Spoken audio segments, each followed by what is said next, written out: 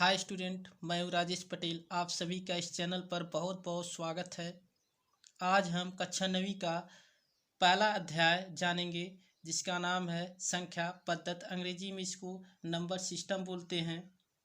इस भाग में हम इससे संबंधित संख्या पद्धति से संबंधित कुछ इम्पॉर्टेंट पॉइंट जानेंगे। देखते हैं। सबसे पहले इसका हम परिचय जान लेते हैं। संख्या पद्धति होता क्या है? जिसमें संख्याओं का बोध हो उसे हम संख्या पद्धति कहते हैं, नंबर सिस्टम कहते हैं। इस नंबर सिस्टम में बहुत सारे छोटे छोटे पॉइंट हैं जिसको जानना बहुत ही जरूरी है आपको। तो देखते हैं। पहला पॉइंट है प्राकृत संख्याएं, जिसको हम नेचुरल नंबर बोलते हैं। वे संख्याएं जो एक से अनंत तक होती हैं उसे हम प्राकृत संख्याएं कहते हैं, या हम कह सकते हैं गिनती गिनने के प्रारूप को हम प्राकृतिक संख्याएं कहते हैं। जैसे 1, 2, 3, 4, 5 एंड सो ऑन। इसको हम कैपिटल एन से प्रदर्शित करते हैं। अगला पॉइंट देखते हैं जिसको हम पूर्ण संख्याएं बोलते हैं। इसको अंग्रेजी में हम होल नंबर बोलते हैं। होल नंबर यानी पूर्ण संख्याएं होते क्या है? इसी अगर प्राकृतिक संख्याओं में अगर हम जीरो को ऐड कर देते हैं तो हम बोलेंगे, जब प्राकृतिक संख्याओं में शून्य को सम्मिलित कर लिया जाता है तो उसको हम पूर्ण संख्या बोलते हैं, जिसे हम डब्लू से व्यक्त करते हैं। डब्लू बराबर 0, 1, 2, 3 एंड सो ऑन होता है। अगला पॉइंट है पूर्णांक, जिसको हम इंटीजर बोलते हैं। देखेंगे वे संख्याएं जिसमें शून्य के साथ साथ ऋणात्मक और धनात्मक संख्याएं सम्मिलित हों उसे हम पूर्णांक बोलते हैं, कहते हैं। जैसे 0, 1, 2, 3 एंड सो ऑन। 0, -1, -2, -3, ये सभी संख्याएं क्या हैं? पूर्णांक हैं, इंटीजर इसको बोलते हैं। हम देख रहे हैं यहाँ 0 से दाएं तरफ जितना भी है वो उसको हम धनात्मक पूर्णांक बोलते हैं। 0 से बाएं तरफ जितना भी है संख्या है उसको हम ऋणात्मक पूर्णांक बोलते हैं, या पॉजिटिव इंटीजर, नेगेटिव इंटीजर। शून्य भी एक पूर्णांक होता है जिसको हम शून्य पूर्णांक बोलते हैं। अगला पॉइंट है हमारा सम संख्याएं, जिसको हम इवन नंबर बोलते हैं। वे संख्याएं जो 2 से पूरी तरह से विभाजित हो जाती हैं उसे हम सम संख्या कहते हैं। जैसे 2, 4, 6, 8 एंड सो ऑन। अगला पॉइंट है विषम संख्याएं, जिसको हम ऑड नंबर बोलते हैं। वे संख्याएं जो 2 से पूरी तरह से विभाजित न हो उसे हम क्या कहते हैं? विषम संख्या कहते हैं। जैसे 1, 3, 5, 7, 9 एंड सो ऑन। अगला पॉइंट है अभाज्य संख्या, जिसको हम प्राइम नंबर बोलते हैं।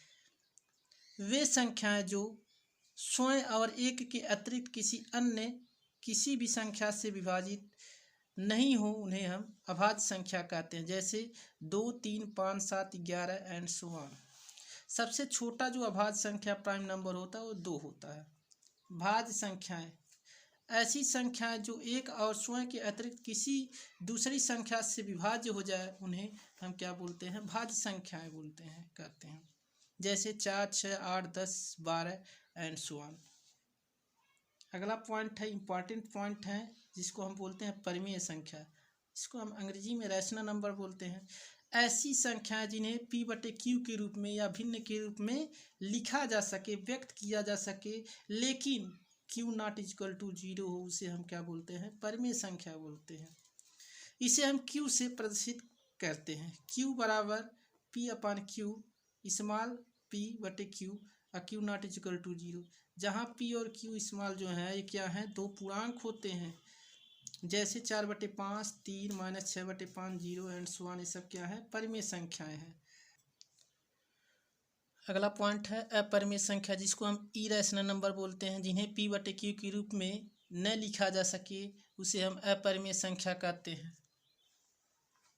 जैसे कर्ण में 2, 1/कर्ण 3, कर्ण √5/2 और कर्ण और पाई, ये सब संख्याएं क्या हैं? अपरिमेय संख्याएं हैं। वास्तविक संख्याएं, जिसको हम रियल नंबर बोलते हैं। रियल नंबर क्या होते हैं?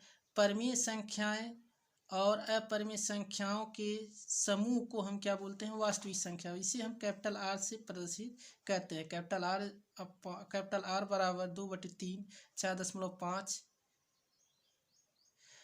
-9, 5/3। ये सभी संख्याएं क्या है? रियल नंबर है।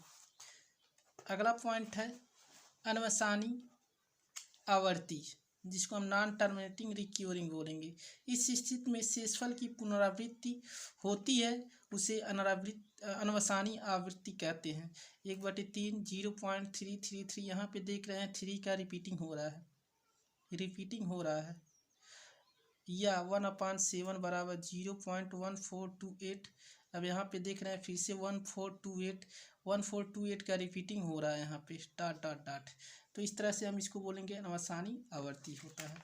अब अनावर्ती क्या होता है, नॉन टर्मिनेटिंग नॉन रिक्योरिंग क्या होता है। इस स्थिति में शेषफल की पुनरावृत्ति नहीं होती है, जैसे 0.10 100 100 और दूसरा पॉइंट है 0.15 यहाँ पे देख रहे हैं शेषफल की पुनरावृत्ति नहीं हो रही है। उसके बाद आता है शांत टर्मिनेटिंग। इस स्थिति में शेषफल शून्य हो जाता है, जैसे 1/2 से अगर हम देखेंगे भाग करेंगे तो यहाँ पे 0.5 आ रहा है, यहाँ पे देख रहे हैं भाग देने पे शेषफल शून्य आ जा रहा है। तो यहाँ पे न तो इसका पुनरावृत्ति हो रहा है और न ही पुनरावृत्ति इसमें हो भी नहीं रहा है, इसमें क्या हो जा रहा है, शेषफल शून्य आ जा रहा है। तो इस तरह से क्या हो जाएगा, शांत हो जाएगा। तो इसमें हमने छोटे छोटे पॉइंट पढ़े हैं। अब अगले भाग में हम देखेंगे प्रश्नावली 1.1 से जो भी सवाल आते हैं। Thank you.